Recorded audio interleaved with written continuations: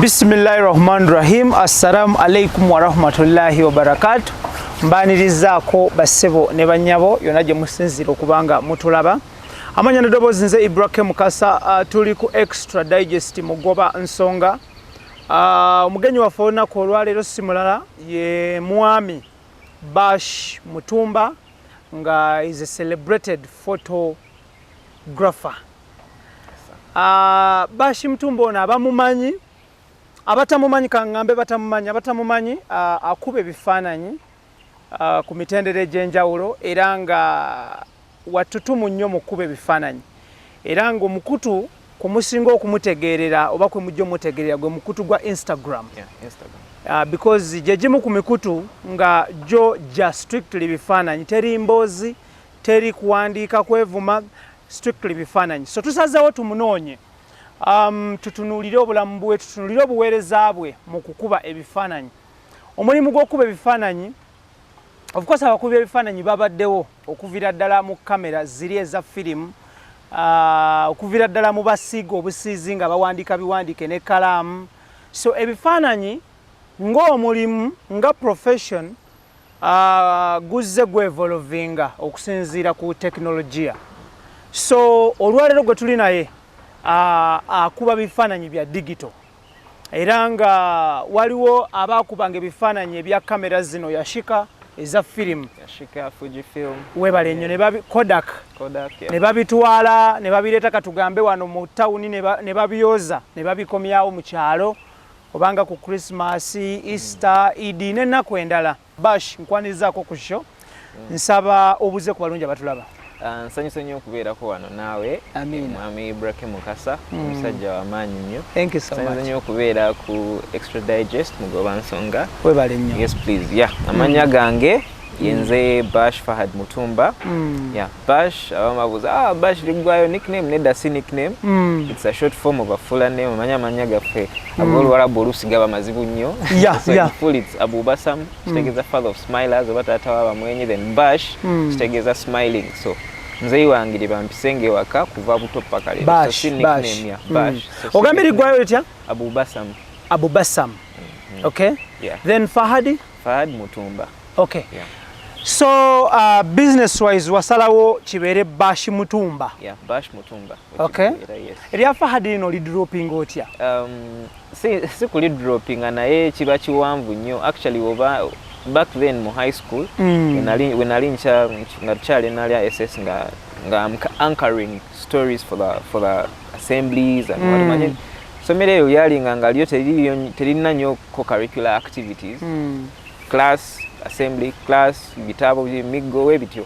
So nga the only thing tewaliyo mupiira, volleyball, table tennis. So the only thing assembly wekawo banga atali ku bintu. So nze ate na anchoring ngachi mawulire. So wali nagamba actually Bash Fahad Mutumba is my name. So nenduke ekiseera nga essomero nali kumanya wali nali ateri serebu bino musimayo kubanya omupiira oli serebu teba kulimba bitabo. So kati wichava nga chili Bash Fahad Mutumba is my name, but in the end when nalinga mvudde mu high school nenzija university nentandika emirimu byonna wetuna tubyogedde anyway nti nerifuuka just Bash Mutumba nga chimpiko nadala ne ku Instagram obere ne username Bash Fahad Mutumba libali wanvuyemuko.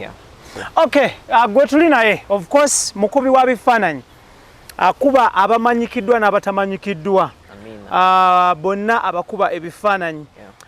Tukola ne banywanyi baffe aba Roast Coffee Academy, that is Hamza yali mu office yaffe e Kampala wano yakwasaganya okutendeka ba baristas n'okubatendeka okukola crepes, burgers ne sandwich. Ate nga mu office yaffe ey'oku Alwada Mall eri mu Abu Dhabi eriyo omwana mulenzi amanyiddwa nga Tiger yakikola yakimala. So jangu bakutendeke obere barista wakabi bakutendeka kwetandikirawo mulimu si kunoonya mulimu. Ku buli baana 10 batendeka 99 bali rest assured of the job once you are done.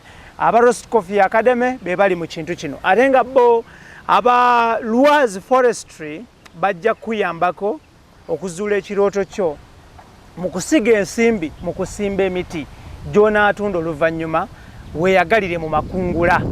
So nkugamba ekintu kiri kimu nti weekwate aba Luaz Forestry obabulire nti njagala kusimba miti okuviira ddala mu ploti ya 10 ku 10, 1 acre and above.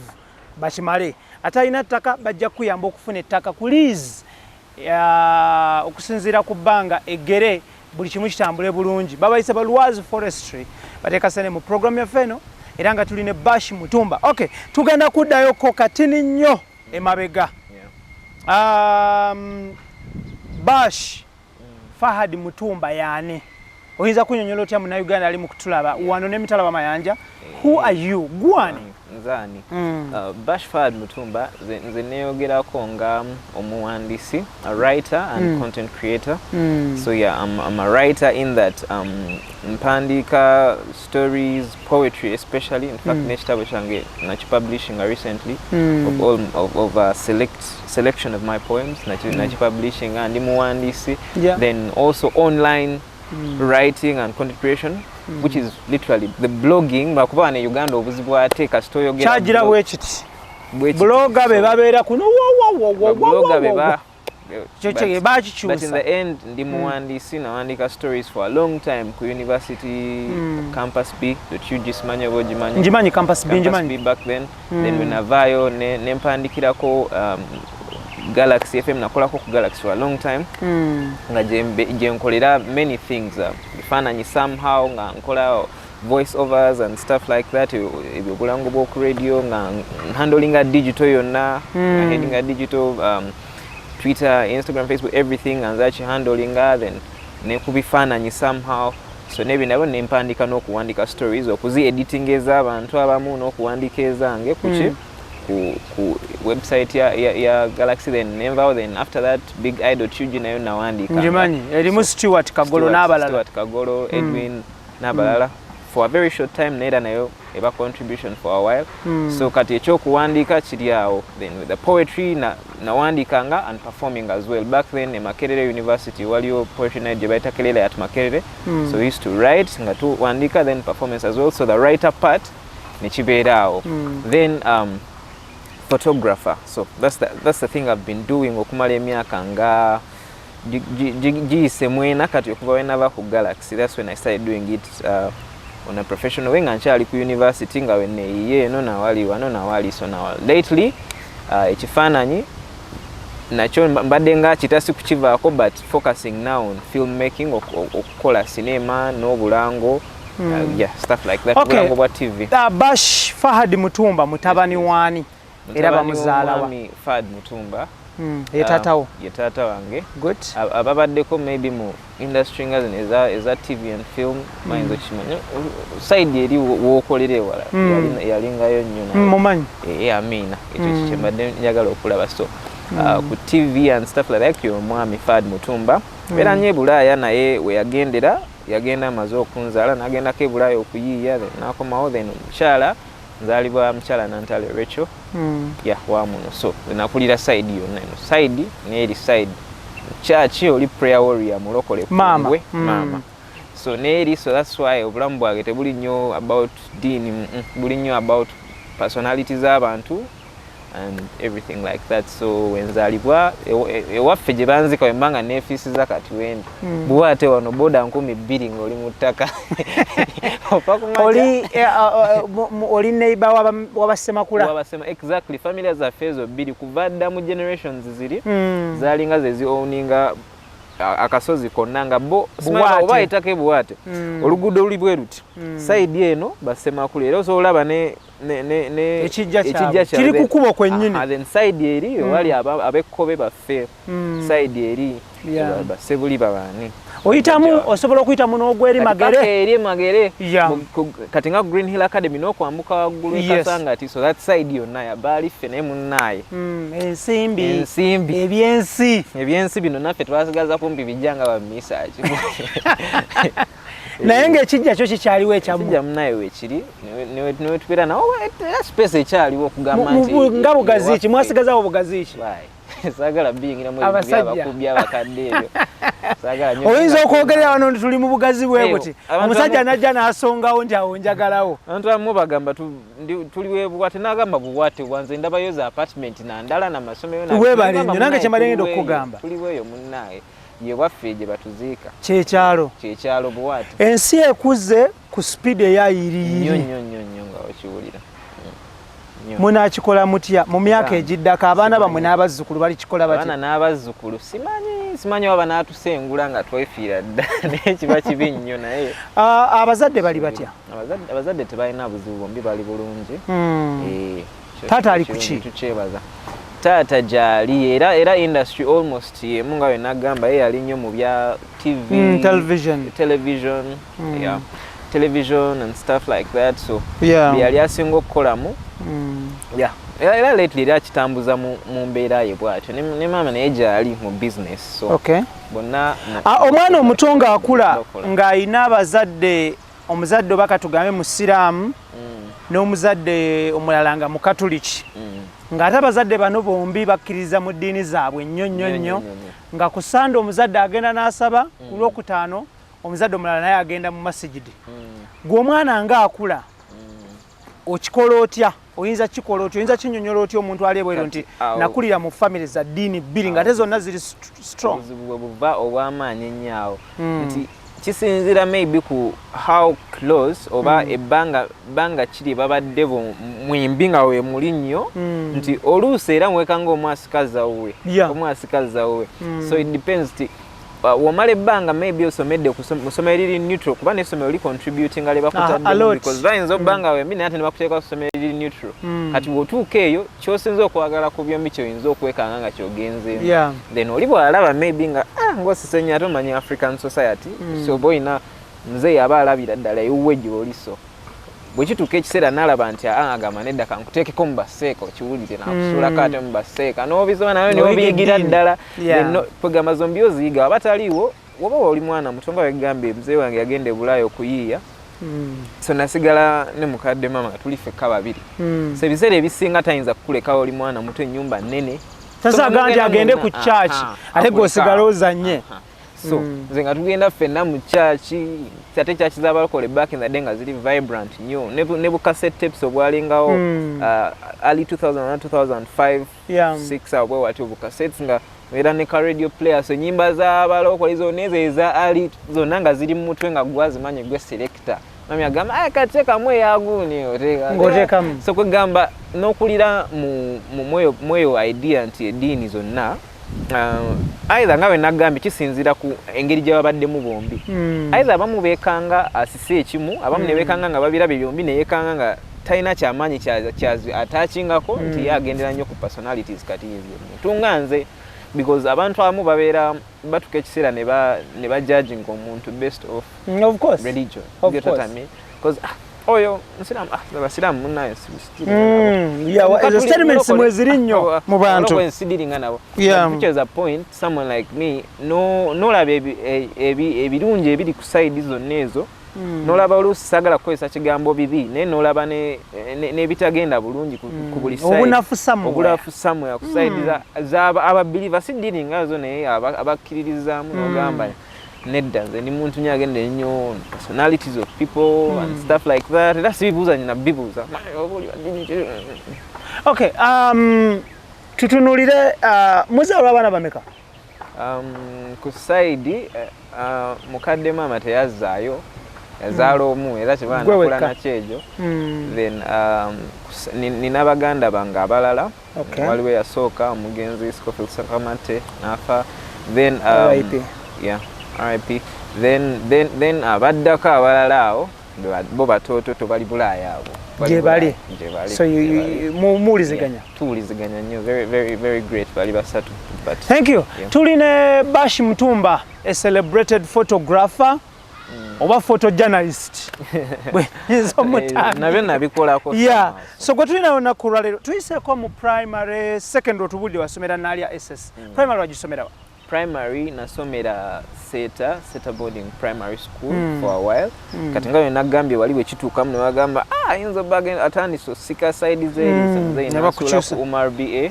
Islamic now deep Islamic roots kati nemmalayo then primary nebanga ekigudde then secondary nekigenda nga kizunga kiti adde ekibuli obaatajatekina so munnaye nekigenda wasomerayo nayo kibuli nafuna admission and everything notukutula naye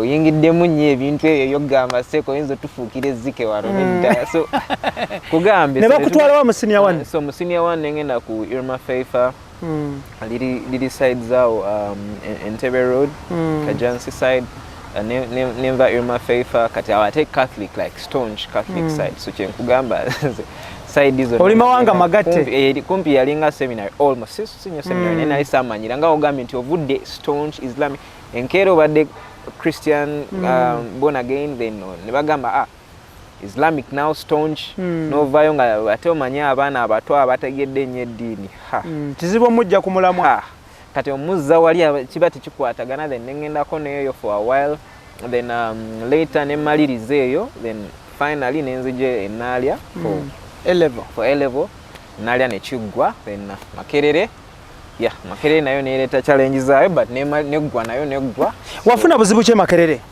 Makerere kyajja nga wenkugambye awo kukyokugamba nti otuusa otandisa okukulakula otandisa okukolayo ku busente side zaawo because the poetry comes in and then somehow notandika okweyanga omusajja olina otandika okukola so nfuna omulimu gw'oku Galaxy nga nkyalina mu year 1 nenfuna omulimu ku Galaxy FM awo nentandika okukola nga my goal was trying to get also on air even though nali nkola bingi ebintu nga bina I was doing a lot of things naye nga dream yali wali nga already nkola ne social media influencing abali ku Twitter bakitegeera sikiraba nnyo ku Facebook but it's mainly a Twitter so nga nfuna akasente mweyo mena wali so kituuka ekiseera nga mukadde obadde tomusaba na nnyo ssente nagamba naye n'omulenzi alina ssente kati otuuka ekiseera nga toyinza ate kuddayo mabega mugamba mpa ssente so bw'otandika tokukola ennyo essomero olisuulirira so kati awo gwe neoba waliwo abantu abaddekera ku university basobola kiraba tioba ovudde mu high school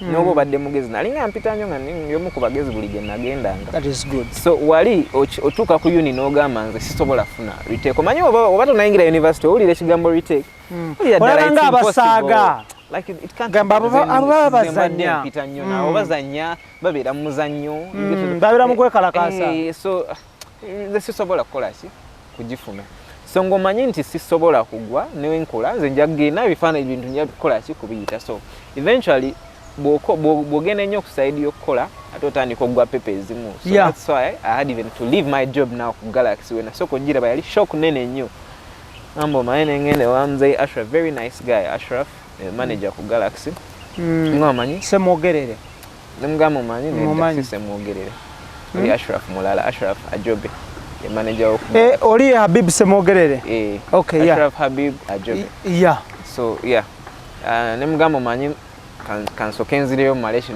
or else bijja kuntabukira byonna at the same time byonna mbifiirwe so I went back wali nentandika kati ate okuyingira Makerere bwe nti kyekyandeetera okugamba kasalari kano tekakyajja naye ate muzeeyi amanyidde bonna bamanyidde nti Bash well off bamulaba ku Instagram ali wonna afuna abantu bamwogerako buli bwayise ne bamuga Bash agamba kati Bash atadde ate ndikosabiriza muzeeyi akasente ka upkeep kabadde aludde kiraba so there's a way now you have to find an option kati awo nyingira ebifaananyi fully eri nali mbikuba ku Galaxy naye nga si nnyo nali mbikuba just once nomanya Galaxy ngene ebivulu bingi ate simanya zena so bichi so Mr. Moshu ali nomukuba ekifaananyi no editing no chimuwa just like that oba Marriott oba ani oba Little Joe oba Nimrod something like that so wano nengamba kanchitwalire ddala now nkolere ddala fully ebifaananyi gufuko omulimu so that's how because ate kiba kyangwawo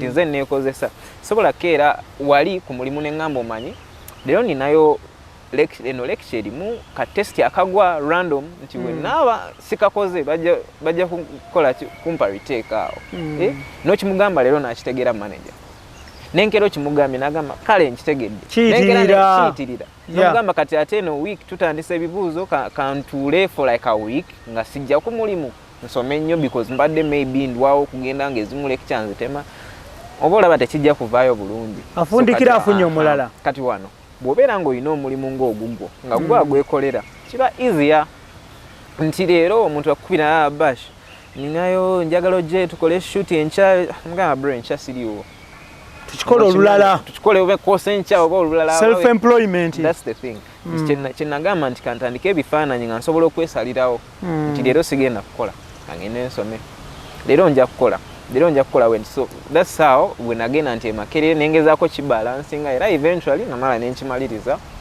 Makerere wasoma ki? Makerere nasoma Bachelor of Commerce and then specializing in auditing and accounting, so that's the specializing gyenayingiramu, but the entire course is Bachelor of Commerce. Okay. Ebiseera ebisinga mu career guidance abazadde contributing a certain big percentage ku career guidance z'abaana baabwe. Ani yakulondera course eyo? Awotagaliweeva from the start. Kuva mu high school, early high school, ngawe nagambye nali mpita nnyo. So from the start muzeeyi yali ayagala nnyo Bash abeere musawo. So nze nga njagala nnyo at that point nga njagala arts naye nga engineering is the thing. So nga mbeera awo nensoma n'obutabo buli ku syllabus ya literature yonna oba woleso yinka biki naye nga ate neeno physics gwe nkola. Oba okiraba nga biri mbiraba nga fun nga nzirayo akanga ninayo ka guitar kange that I play in my leisure time. I loved arts naye nga nali nkola science nga mmanyi at some point muzeeyi musajja nakkiriza ekya medicine kiyinza obutasoboka naye kale science so engineering is all good. Okiraba so that was now the thing I wanted to do. But then later afterwards nga maliriza ne ngamba naye feelings okubala tekumenya konkuyita bulungi physics mukola naye nina okumaliriza e Makerere naye bwe naagenda mu bintu bino ebya engineering bijja kunfuukira ezzike biyinza okuntabukira biyinza okuba ebizibu gyendi.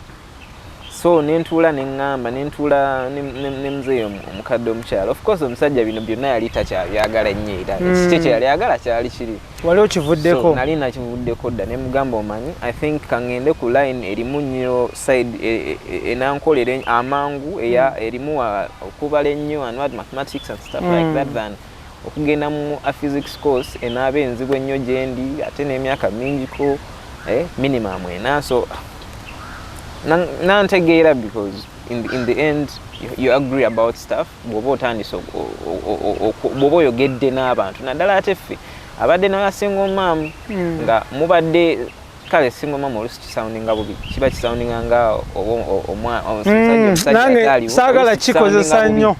So but what I mean nti bw'abanga okula osinze nnyo okula n'omu okusinga n'omulala at some point muba mulina connection nene nnyo no gwosinza okuwangaala naye omu agreeing on something ebiseera ebimu so most of the time akulekerayo kyebaba bagamba babeera n'ekyejo bwe bazaala omu ate yazaala omu teyaddamu so bwe bazaala omu ekyejo kingi buli kyayagala naye ng'oluusi aba ayagala nnyo okuwa gwe kyola ekinakwanguyira oba kyawulira nti okyagala nnyo something like that so ekize nga kijja.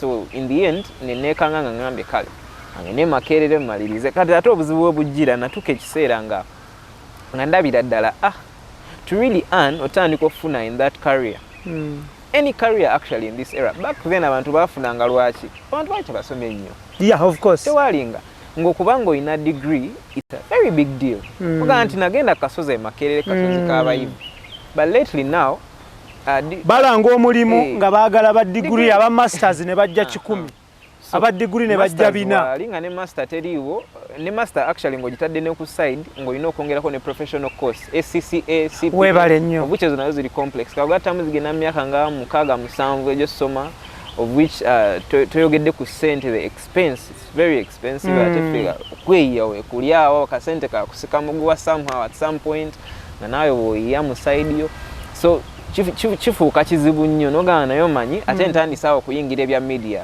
ngawe gambe nyingidde ku Galaxy awo njagala ngambe oba nagendako ku mpewo nga ba Ibra Kabo tandike nangu nempewo wajagala najagala because obulango nabukolanga nga buplayinga ku mpewo nga abantu bawulira wow gayogera bulungi nnyo obulango buno bwe wakolanga mu lulimi ki mentions asinganga kubaza luzungu nga for example nga with MTN, enjoy the best of flavors with Fanta Orange and Fanta Fruit Blast, stuff like that. So, yeah, that kind of thing. But mainly for the radio, like mentions, is it playing? Wow, that is very good. Yeah, see the real ads. There's a real ad nakolanga ntono kosa akola nnyo ate zalinga off. Nga bakuyisa bash jangu tukoleye kano. So mainly zalinga is a radio. So abantu bawuliranga eddoboozi bash nakuwulidde ku radio. So of course otandika owulira nti oyagala naawe empewo ojjagala, but it wasn't the main. Tutunulire obulango buno. Script ya Kalango. Case in point ogenda kola akalango katugambe Roast Coffee Academy. Bakalese. Okakole. Script ogiwandikira bbanga ki? Nze nganza omuwandiisi script temmenya nnyo. Sijja kuleba ekintu ekibeeramu nnyo okuwandika ate tekiba kiwanvu. Nti naddala akalanga akagenda okukola nga mainly mention ez'oku radio ziba about 30 seconds tops. So it's very short. Chokola just oba olina okwogera of course nanyini brand n'omubuuza nti ekyetaagisa kikyoyagala okwogerako, so obinootinga wansi nga byonna mbinootinze nti kino ekiti key terms nemmanya ne tagline yaabwe nti Roast Coffee Academy this and this at the end ngegwa byonna nembiwandika nti biwedde. I think in less than nga maze okubifuna ebyo okutandika okuwandiika in less than 20 minutes abo maze okuwandiika. How about voicing? Kati voicing also nacho kibeeraawo within the period of say less than 30 depending on who you're working with and how you're feeling it, because era nacho kyetaaga n'oba n'omuntu say the person doing the production if you're not doing, because back then nali sinayiga nnyo nga simanyi dealing with say Adobe Audition or what like that, so nasibimanyi ng'ogwo gwa kuvoicing olina mixing. So at that point ng'otuula n'omugamba, so within also 30, because obeera onokola inflection esooka nagamba kati bakyo osobola okukyusamu tone awo eveeyo bulungi, oba osobola okukakanamu, oba osobola okukyogera nga omwenya, because even the emotions you give zivaayo mu ddoboozi. Omuntu tebakinotisinga balowooza just oba olina kwogera, no. The emotion you give while you're voicing an ad akalango k'obusungu toyinza akavoicinga nga omwenya, era omuntu akiwulira ono yakyogedde Daniel Omugoya. That's the kind of thing. So in the end in the end ekyo nakyo ne tukikola. Okay, Bash, njagala tutunuulire obulango buno ababukola ne kabeera kaakabi ne kazannya ku radio, TV, social media, katwogera ku bwa vision audio. Naye ebiseera ebisinga mpayizaamuko n'abakola obulango, many tell me nti bw'otunuulira obulango entambula gye butambula ne impact gye bucreatinga to society, bw'obikwetinga ne sente ze babawa tebitaalinga. What brings that? Yeah, at some point byo tebitaalinga ate kyegamba nti engeri gye nayingiridde ne film eri background y'obulango bwa audio bwa radio ebe ennyamba, because njagala lately I'm doing film itself n'obulango bw'okushooting obulaba bw'oku TV, for example, brand TVCs, exactly TVCs is now what I'm going to be doing now. Kati budget obuzibu nti oba ziyinza obba ng'evudde ku brand ennene nnyo ziba zikola ne agency. Waliwo entono ke zitakola na agency nga zidiringa straight na shooting, but waliwo ennene nnyo zikola ne agency nti obuzibu wayingirawo kickback awo, for example sente zijja zikutuka papa Idris Lukwago ozituukira ku muntu ziti ng'onagamba naye lwaki kati gwe wamenshoni baba bakumenye n'ekyekumi oluso kifuna kizibu lutalo lwennyini kyokka nga abasajja basayinize millions of money. Waliwo omusajja kyebaba bagamba tutunulanga mu sowani ya bosi wo. Waliwo omusajja yali akola ashooting akalango bulungi bamuwadde sente ze bulijjo tazirinaako buzibu n'agenda n'atunulira contract n'alaba miliyoni 4 n'agamba miliyoni 4 kalango kamu kano ke tukozaako eddakiika emu miliyoni 4 yali afudde. Kati kyekyo, so in the end olina naawe okumanya omulimu gwo naawe osaba ekikujyamu n'olema kutunuulira oli gwe n'ogamba gwe kyoyagala nti nze njagala zino bw'oba tozirina bro ndeka.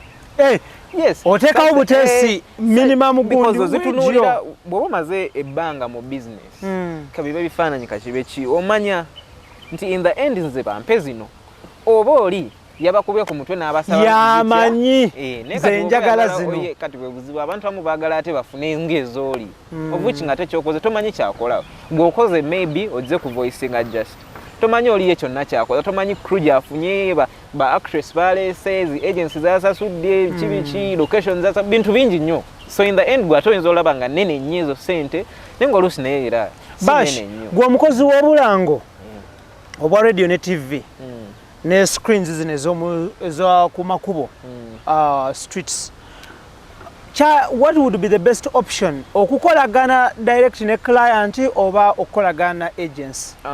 At some point oba toyina kyakukola. Most people, most ads wekanga okolaganya straight na client because very few ntono nnyo ezisobola okwaffordinga agency ya bay. But ezo company bulijjola nti company nene rest assured erina agency. Toso agenda straight while maybe kyebayinza okukola nti basobola okurecommendingira agency nti we are working with this person for this. So in the end, you cannot contacting you. Yeah, you cannot avoid dealing with an agency. You can't. So in the end, obo ino okumanya engeri gyo dealing n'abantu okukolagana nabo because you need them, you need each other. Ate agency tebera na client yomu. So if you're good with the agency, ejja kuwa ne client omulala. Bera ne client nga 10 or something or 15 depending on how big it is. Agency zikuyisiza zityagwe. So bulungi nnyo. Mukolagana bulungi. Ate abantu so kinoomu. Koze nabo n'abantu bennyini.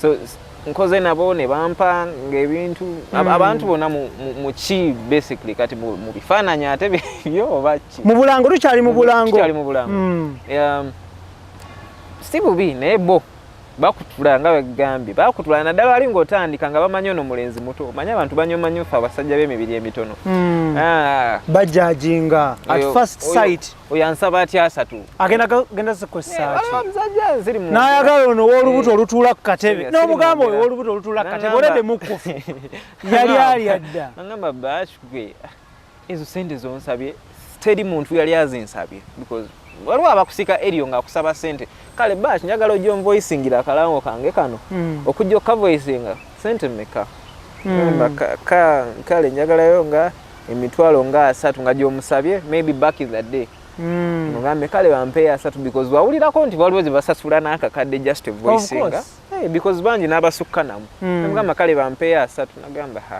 leka naawe ono omunene n'akuwa erinnya omunene gundi muwazi tazinsaba muwana zino nazogera nozogera Idris Lukwago nazogera sente naga kati gwe onsaba oti ezo yoga msajja watu sina na byamanyi byenkoze bamaze no ku example y'omunene gotanaba kutuuka wae kanzije nkakole nojja nokakola so oyo kye yagamba ekyo ekyabantu obbali ako sente kyo kituufu nawe bagenda bazikutula so wezikutuukirako gwe tutunulire way back abatukoleranga obulango mu Uganda balinga bana Kenya because of their voice whatever olwaleero obulango bwa Uganda almost I can say 90% bukolebwa bana bana Uganda njaga tutunulire enkulaakulana eyo yo industry ekuze abana balina amaloboozi malungi boogera oluzungu lulungi industry ekuze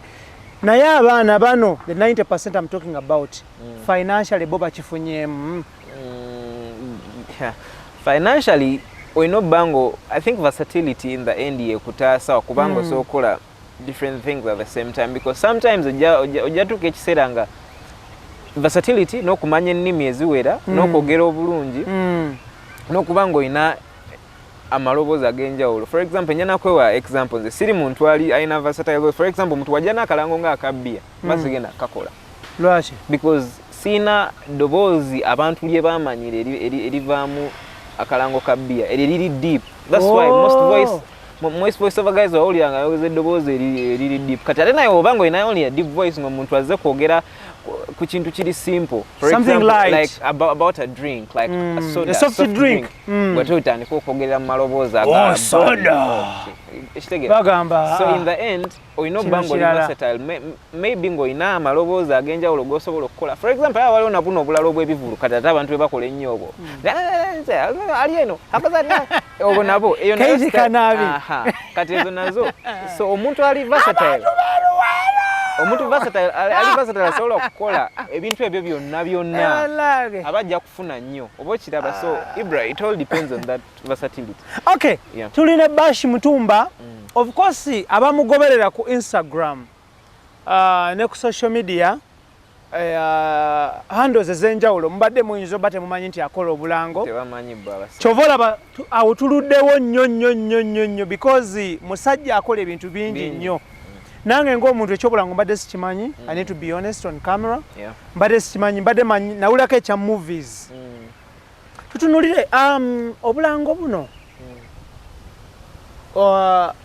kati twagala amazima reality osokola akalango ngowana a certain product do you people use those products oba mukola olumala okola kana bakoze ndeze ogenda because mu bituwanira nnyo ne weebuuza nti drisono lukwago eyampanidde muke n'omuse obuwunga amuli ewuwe munange obuzibu obuva waliwo omuntu agamba do as I say but not as I do enjogera yetegeeza mu kintu kiranene muno mu Bulange ejjiramu nekola sense nti lwaki olusi weekanga nga tosobola bikozesa byonna waliwo ebimu nga brand emu ng'olina brand yo nawe gyofiringa naye ate eri gyekuwadde sente business it's a business in the end so you're an ad man so oyino kikwana ate for example oluso oyinza obba ate ng'oli close nnyo nayo maybe ng'ogikoledde ebbanga eriwera natuka ekiseera ng'olina okikozesa maybe product yaabwe nga it's one of the essentials nga ng'okozesa one of the products so toyinza kukozesa ate ya competitor n'obaawo omulala so that means oyo olina okukozesa eyiye n'obaawo omulala nga omuntu tasobola kukulaba nti toganywa for example amajaani bw'obanga kalango okolako amajaani bameka abakulaba okujja kajja ewuwo n'alaba nete bakulaba so toyinza so nywa goyagala omutima gwe gaagala kitegeera okujjawo nga layini yakukubira agala naye owaana gundi naye tukulaba togikozesa so it depends naye ng'ebiseera ebisinga kizibu nnyo okuŋŋamba nti osobola okuba nga byonna obikozesa byokola ki or else unless ogenda kukolangala muka muntu omu kiba kitegeeza ogenda kufa bwavu so in the end oba olina okukola buli ekijja as long as balina agreement naawe nga sente zoyagala ne conditions zo bagenda zifulfillinga bulango ki bw'otasobola kukola nedda bwekaba nga akalamo kasobola okugenda ku mpewo mba nsobola okukakola n'akatagenda ku mpewo oba osobola okukakola nze nga nze sisosola tolina kalango kotasobola kukola nze sisosola ne bwe kaba kalanga kibbiya nga baagala toni eya wansi okakola seeka bwe tuddayo mu kiri ensonga nti abamu ku ffe imani si amaanyi nnyo nga baseeka ibura nga bakenzo abagaana shomu lwakuba sponsor waabwe kuliko kibbiya era kyobola keizikanabi si frontinga nnyo kintu ekyo kyagamba nti nze era omwana anywa kibbiya si kifrontinga nnyo because ebiseera ebisinga abantu bajja kunyiiga watugamba oli musiramu tukulaba oshutinga kalango kaki kabia so waliwo gundi omumanyi Kayibanda mumanyi ayina olunaku lwatera okutegeka seka lwaki tondeka ensonga eyo tulina bashmutumba ku extra digest mugoba nsonga tukola ne Posh Properties Limited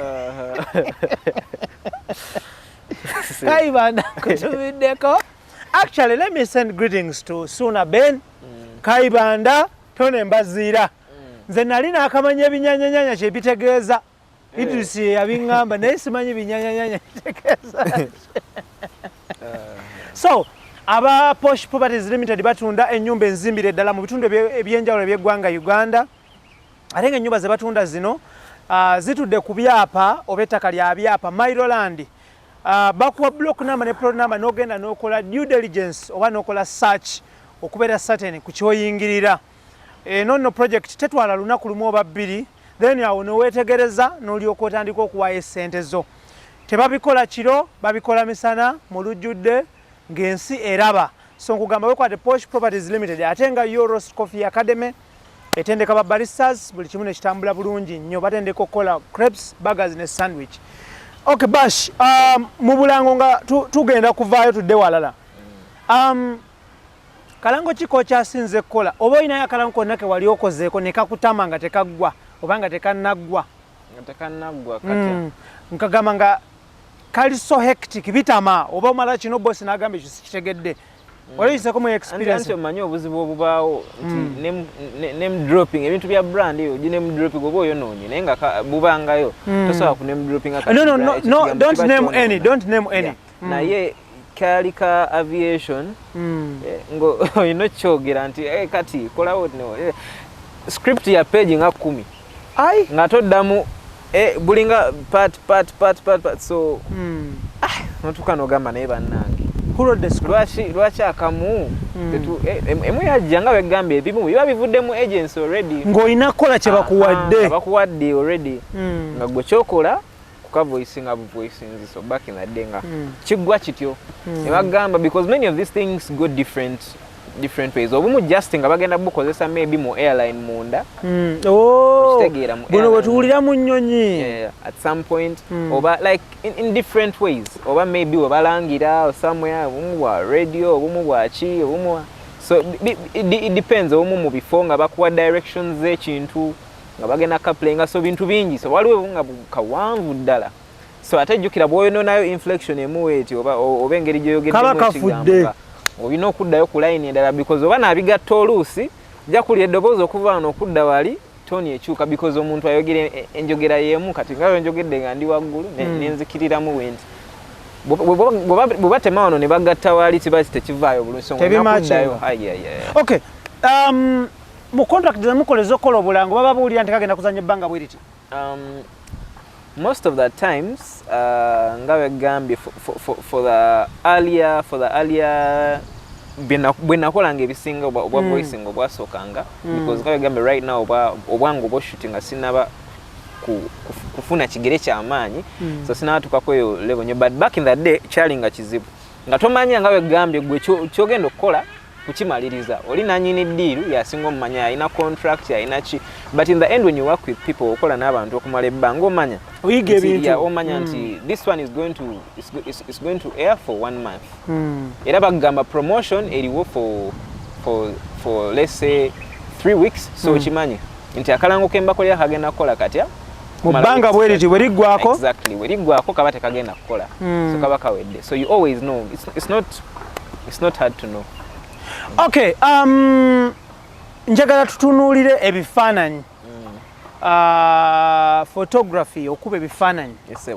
Tutunuulire yo first camera. My first camera. Wagijjawa, wagigulawa, wagifuna otya, baali bagiyita batya?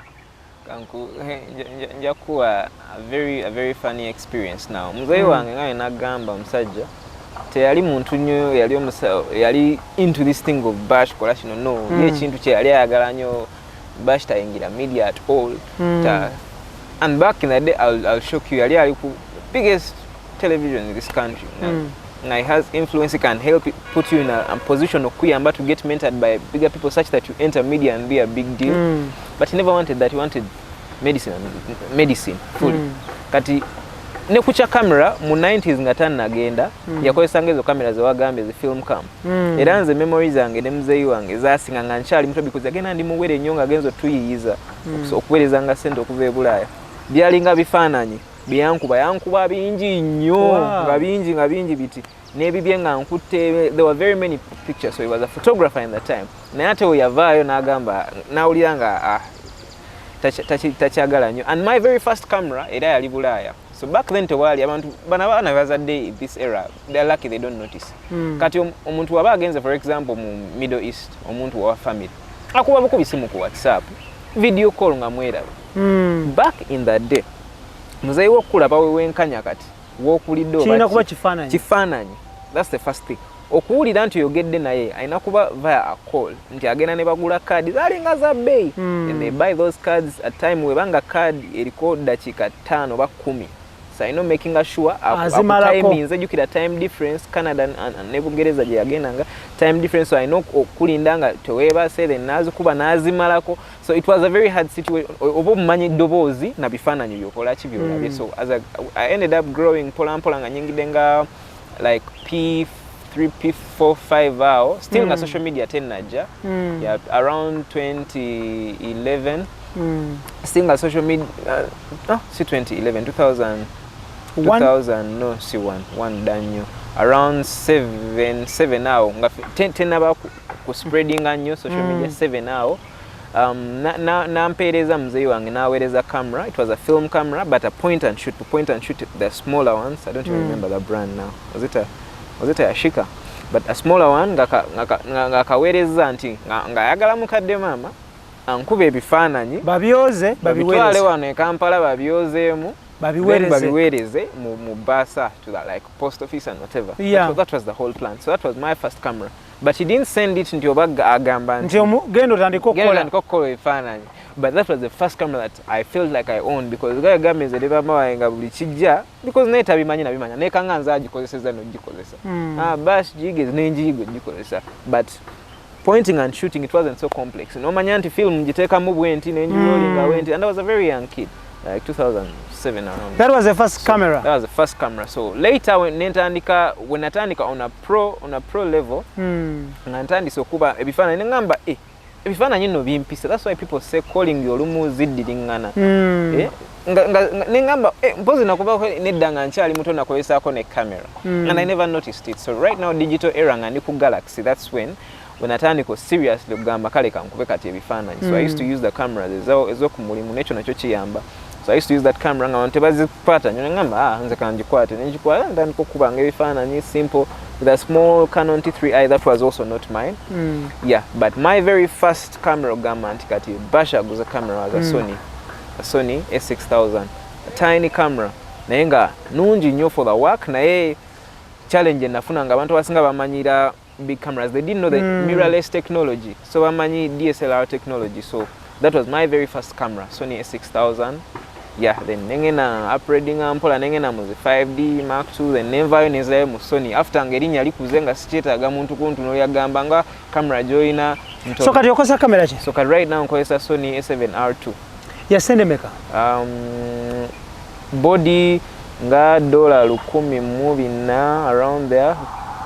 Total dola nga 108 maybe ngotadeko na shipping obo shipping ze no mutu because zino tezili ku street, those very high end cams tezili ku street wano Kampala oba mu Kampala road, no, you have to ship them in. So around that, so otandika ogata lens eri mu bukadde ndoza nga bubiri esooka, then lens yo you need like 2-3 lenses na eri mu kadde kamu kitundu. So bibba bigwera million nga 12 if you want camera just then kati kisinzira photography gyokola.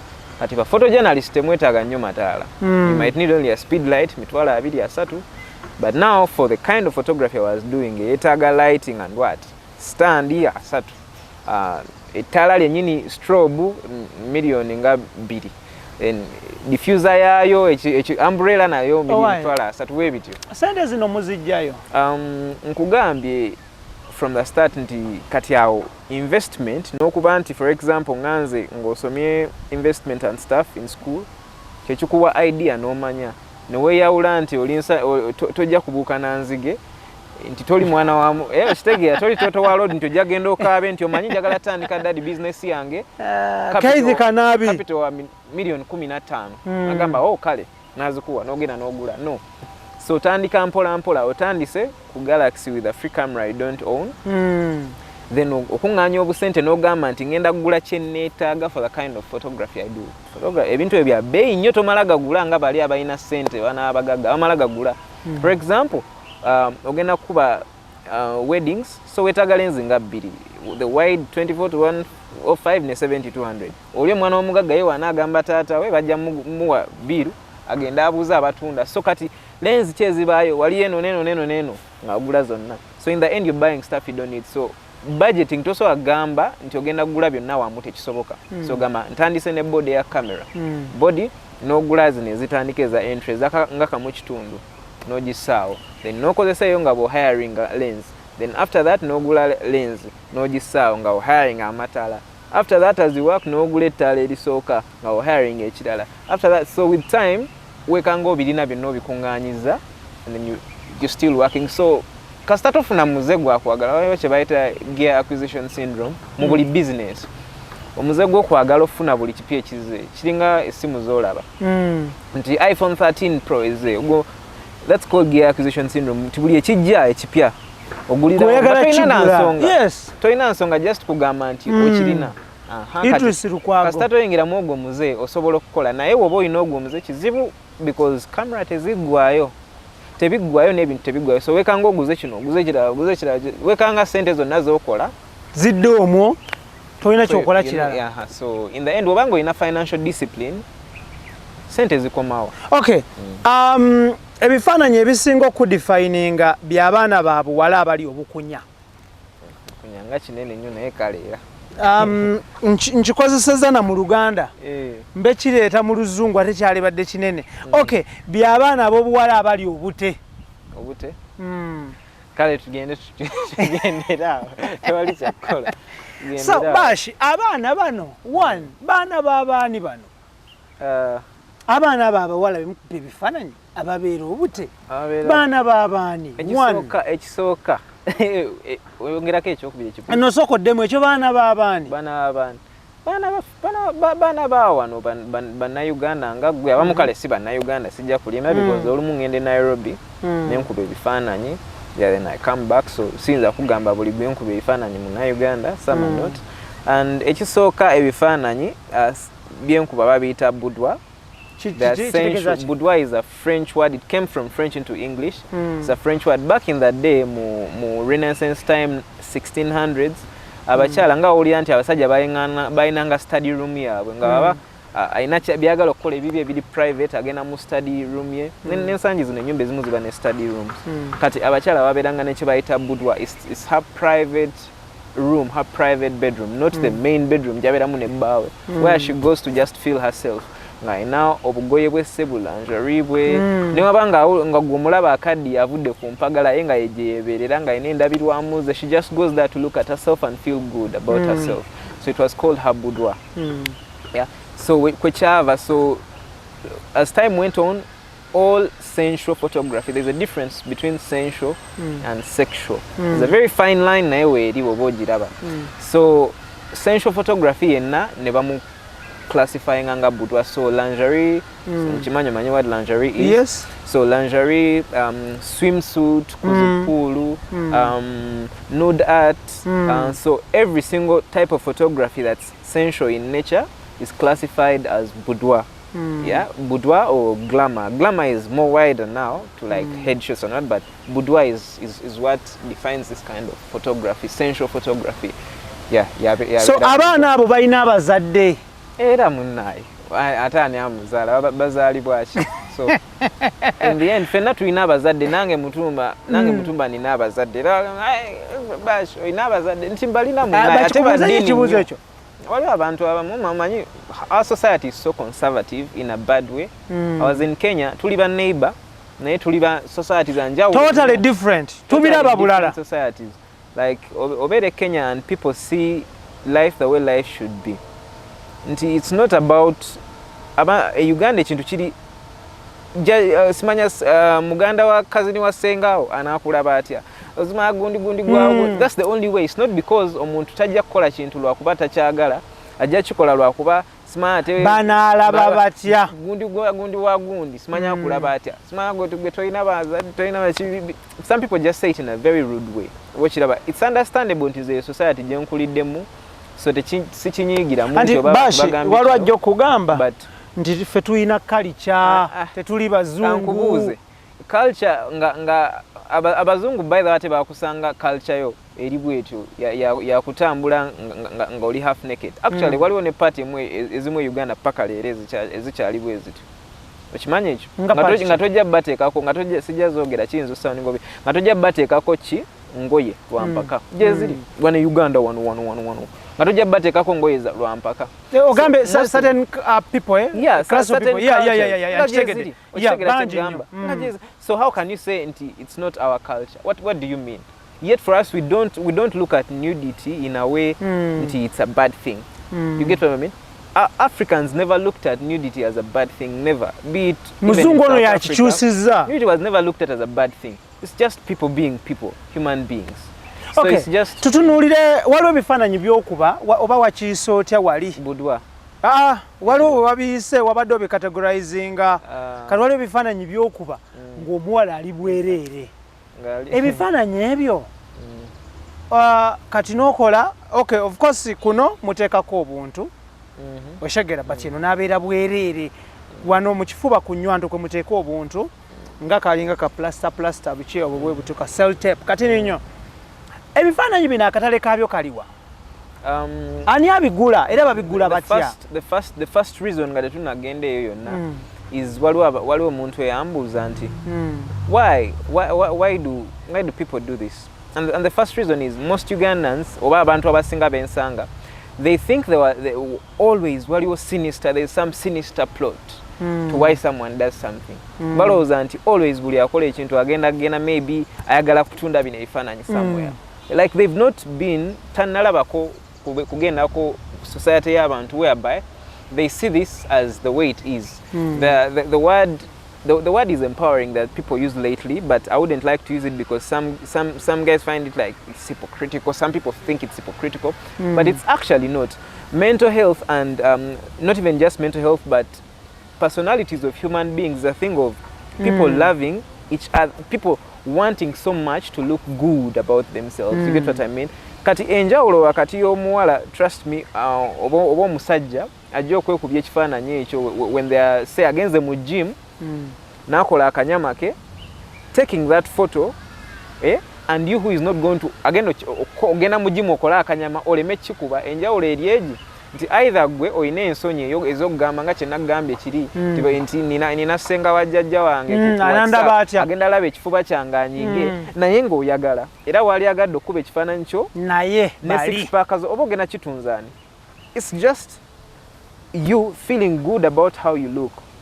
Okitegeera kye gamba nti oposti nze nagenze nenkola six pack ebadde enzibu yakukola njikoze ekifaananyi kyange ngenda kipostinga ku Instagram. Sigamba nti oba ngenda kitunza gundi ne gundi ne gundi oba ndabe oba njagala abawala banjagala ennyo mundi wa kabi oba okitegeera kye gamba. No, it's the first reason is mainly about you feeling good about yourself. So most of the guys, most of these images I take, era abantu abamu bambuuza kati ngoyo muwala ye nga munene nnyo nga alabika nnyo ate ngono ate ye mutini nnyo ngono talina kabina. You know the African thing, talina kabina biki ensonga si eyo nti oba talina kabina oba kalina. In the end is oli akubye ekifaananyi. Waliwo omwana baana bangi nnyo sino omusi babiri come here tell me, Bash, thank you so much, this has changed my life in a way you can never imagine. Back then since high school ng'omwana banaye bamuvuma oli kibi nnyo simanyi oli munene you get what I mean.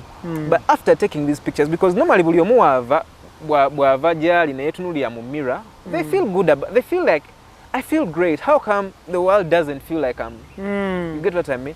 So later gwe okikomeza mu mirror, enjawulo yo n'omulala agenze naye yeekubye ekifaananyi kye n'akitunuulira buli lunaku ati weeri kati ate waliwo n'enjawulo endala eyo n'agamba nti on top of me I've looked at it and I love it and I'm so proud of it, like I can now even post it because abantu abamu balowooza nti buli kifaananyi kyenkuba kipostingibwa. It's never that way. It's not like people abamu bakikuba kiprintingibwe to put in their bedroom. So it's a very very wide thing, like people just think of nti oba babikuba ina gwabiweereza. It's not that way. People want to look at themselves and feel good. It changes the mind ekintu kye bayita obwongo buno and how you see yourself. It's a very very important thing. Ebirala byonna bijja luvannyuma. Okay, kyemmanyi taata wo amanyi nti okuba ebifaananyi bino. Kimanyi. Ne maama wo. Nabo. First time lwe bakimanya, what was their reaction? First time okumanya nti okuba such kind of pictures. Ekibuuzo ekyo kijja most of the times, and I love it when I explain how it comes. Nti taata wange ye already muntu yali nnyo into media and stuff, so he was definitely the first to see. But with me, he's kind of chila muntu tajja ku simu yombi obaleka ayina ekirala abadde nyebulaya kyekisooka ekyokubiri. He's been a film director and a TV producer. Yeah. So abadde nyomba model, and he's seen girls do this and he's met them personally. So amanyi what it means and what budwa photos are. In the end, he's an African parent. Ate abadde wane Uganda and amasimu ate sister gundi akubye ate. So in the end, he's also bothered by it, but later they get to understand and let it go. Wali wavuddeko obuzibu ate ye wali wa prayer warrior wa church buli lunaku ekitegeere wa mami ye anti yali amanyi ku ntandikwa nga sina specializing mu budwa. Of course yali amanyi Bash avudde ku mulimu oleko otyo omulimu Bash naye abantu ba masters banoonya ogwo omulimu gobadde nagwo gufunye mu year 1 ku university n'okuba nedda ku Galaxy ngavuddeyo nemugamba nedda njagala atandika bifaananyi. Nangamba bannaye ovudde ku mulato ogenda tandika otya kisonga amanyi ngenda tandika kukuba kyo bifaananyi bino ebyabantu nga beewombese bwe natandikiramu n'okuba birthday party n'okuba weddings for a while n'okuba byonna nabikola. So nze ndifaaniwo so weddings byonna nembikuwa, but after when I specialized she didn't know because tali ku Instagram tali ku So the only social media platform is WhatsApp ate nga tabira asiga nti wambi postinga mukadde alabe so nga tabiri ate tekyetaagisa era n'oluvannyuma n'ama basha kuba ebifaananyi bya modo bamodo n'abanti bamodo era bambala ebyabwe babeerawo babeera mu bikini amanyi bamodo we babeera but she's never but newabawo era omuntu nga yagambye ebintu byaffe ebye Uganda ng'ayagala nnyo nakimusukumira mu WhatsApp nakimusukumira I don't know how they say it in WhatsApp nakimusindikira ku WhatsApp mukazi wattu kati oba alwale nezi place asimanyi nakumanya nankubira amasimu ngomanyi ekisinga omuluma agamba bash bannaye ogenda kulwala ngalowooza they make people believe that every time you're shooting people wegatana abantu kitegeera beba kikyasooka omujjira mu bwongo nawali kyabagamba nti bw'obanga otuuse n'abaana abantu bonna buli kiseera kitegeeza wegatana buli omu biki so nentuula naye nemunyonyola buli kimu nekimuyitira munnaye bwe nti ate ng'alaba ne haso gye mpitamu okubonaabona kinangana naye omanyi weekuume mwana wange kyekisinga obukulu ekirala sikyalina kyakukola ki kyakukolera naye nze nga nze sigamba nti kyekintu kyensupporting oba kyenjagala gwe nokimanya but in the end chikuyambye era okunjira meetings abantu abamaanyi ne mugambira nti era n'ekirala is not si kintu nti oba mutumba ojja kukola kino banga leo na buli wobaawo life is a journey buli kyoba okola kibaako maybe a point tomanya nyinza okikola paka nkaddiwa but life is a journey buli gyekutwala somehow jodda but she understood ng'omuntu yenna oba okemebwa ebikemo obikola otya ebyangu okuba ebifaananyi bino nkubuulire muganda wange ekintu ekisooka ekisinga obukulu kwe kumanya omulimu gw'oyingiddemu n'ensonga lwaki oguyingiddemu so nze okuyingira ebifaananyi ebyo I knew nali mmanyi kyengenda okusanga so nga nkimanyi bulungi nti nina okwetuninga mu bwongo either ensonga ekinyingiza because bangi waliwo baphotographer abamu nga omulimu gwakuba wedding naye nayagala agamba omwana nti nebbudwa amukola kyamukuba ng'ensonga egimuyingiza ndala nnyo okitegeera so tosobola kuwangala even 1 week nze emyaka 3 gisusse kati mu bifaananyi ebyo exactly why because the reasons I'm there are very legitimate because I love art njagala art era it's my livelihood mwenfuna sente zenkola ki ezindiisa nti omuntu asobola okujja nagamba bash nina lingerie line yange gyendeese nina bamodo bange basatu njagala obakube shoot ya mmeka nti yazino neŋŋenda bamodo nebamambaza lingerie waabwe nenkuba ebifaananyi nembi editing nga nembimuwa nga nakasente kange nfunye n'agenda nobata najja bash njagala swimsuit photo ku beach banaye nade mu gym na olubuto lwange luli clear wanteredde njagala onkuba ekifaananyi I want to look good and document it forever ngamba okay go tugenda ku poolside ngali mu bikini take the photos give them to her move on someone tells you this maybe I've just given birth and really this has been a changing experience for me and this kind of thing so I want to take this and document this process this part of my life take the photos nude art give her the photos move on with your life like something like that I have legitimate reasons why I started. Naye kati bano okola birala ebifaananyi obikuba olina kamera naye lwakuba olabye nti photographer asobola okukola kino nti oyingiddemu okikoze one day ate Kampala ntono nnyo nfunda Uganda nsi ntono nnyo abantu Uganda nsi nfunda nnyo exactly Uganda nsi nfunda nnyo oba ekirala kyenkugamba nti in the end omuntu wobanga okoze ensobi eyo nga gwe kikututeyo kibi n'oba oyogedde bwogezi n'omuntu n'omugamba naye bwe tukola tuti enkeera oyinza ofiirwa bakalayanti buli omu aba akimanyi buli omu akimanyi agamba oyo tota wange oyo olina girlfriend yasabiriza gundi essaawa zino nedda naye nga abaddengawo babaddengawo abawera naye kati wenjogerera kati nedda naye nga babaddengawo lwaki toyina kati nga omanyi relationship ziggwa n'oyingira endala naye oluusi waba tewaliwo eriwo kweyo essaawa so you just live life endala wejjangejja si bintu byakukakiriza nti ate nina okuba naye kati wakabeera mu relationships meka till lwe tukusangidde wano seeka oyagala bantunuulire batya abantu bajja kutya si nyingi nnyo anyway ziringa ndowooza nga ziri serious nti ogamba ziringa ndowooza nga nnya si nyingi because I was a late bloomer naye nga ziringa nnyawo ezityo naye waliwo ate endala ejobu zinaga ezitali zibangawo ne kati esobola obbaawo naye obulamu bwe butyo mu bawala bano b'okuba ebifaananyi byo bonna bw'otunuulira musobola okubeeramu omuwala gw'oyinza okuwasa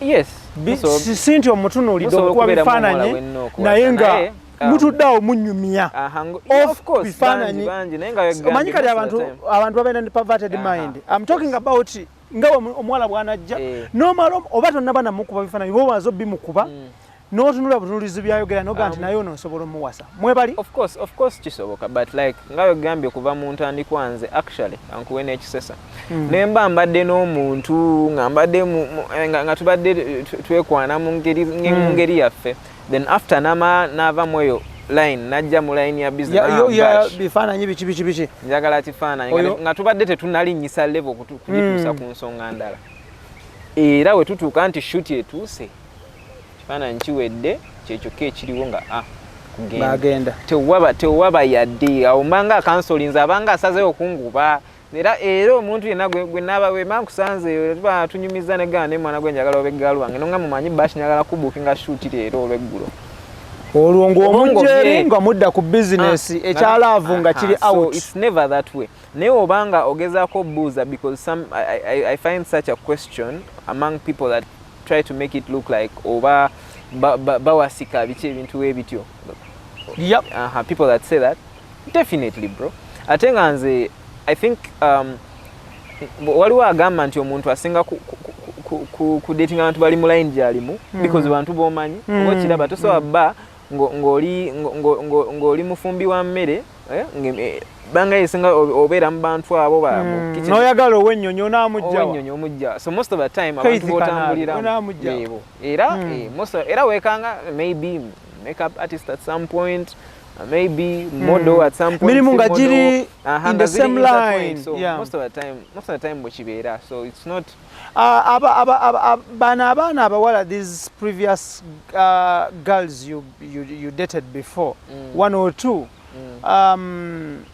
baaliko nabo mu mbeera ey'ebifaananyi oba totale bo baali bakola bintu birala nnyo not really they were doing nga wegambye I happen to be someone that does a couple of things ebiweeraweerako si just bifaananyi so none of them really some were models yeah abamu baali ba model but I think one but si bonna naye in the end tebaali nnyo mu ekyo naye ng'ate bonna bakimanyi they know what Bash does. Tudde ku kintu ky'emirimu waliwo abantu of late abantu bagamba bananga embeera ya Uganda okusobola to survive and okubeerako with us a better life olina okugatta emirimu kola guno ne guli oweze okkiriza mukola emirimu emingi okutu survive oba okkiriza mukola omulimu gumu n'oguggusa bro in the end oba olina mu investment bakiyita okudiversifyinga portfolio yo okumeka sure nti sente zo teziri mu kintu kimu so always business wise it's a very wise thing to diversify your portfolio very very wise thing that said secondly kiba kirungi nnyo n'okola ebintu ng'obitegedde byo so you have to balance olina okukola ekintu ng'okimanyi sigamba nti oyagala kukola buli kimu ne biyiika byonna lumu so in the end nga wegambye nti newankubadde gino emirimu gyonna ngikoze at some point it's not like you're doing everything it's more of a journey nti in the end biyinza okugattagana nti maybe owandiise at some point then omala okuwandiika n'oyingira mu voice overs newekanga nti naye waliyo okuwandiika tewandiise voice over n'ogikola newekanga nti oyingidde mu bifaananyi newekanga ebifaananyi obikubye ng'era nayo byetaaga maybe social media yakuwandiika then ova mu bifaananyi ate n'oyingira film and film ne TV commercials newekanga nti ate namu mulimu okuwandiika script n'okuholding a camera n'ebiki n'okuwandiika and bigenda bikwatagana but you're not doing the entire thing at the same time oyinza ogwa eddalu kiyinza obba ekizibu n'okugamba nti kale for example ndi muwandiisi nina gigs okuwandiika leero then maybe kukola ki ebifaananyi then film era at some point otuuka ekiseera ng'olina kyokola ennyo okusinga ebirala sigamba nti obivako because this is a skill, it's in your brain. Thank you. Yeah. Okay, tugenda kubanga tukuleka. But before we go, abantu bakufuna batya ku social media. Physical address yo yeriwa. Physical address tagaliwe vamweno era nga obadde ogamba mu COVID era, so for a while I've not been having more of like a physical place to be over COVID. It was mainly bookings, online bookings, because most of my things are services. Interfacing is mainly just meetings, maybe at a coffee shop, meet with someone, talk over a plan, then go. Then so most of the time it's social media. Most of the time, so there are booking offices that I used to sit at, but okay.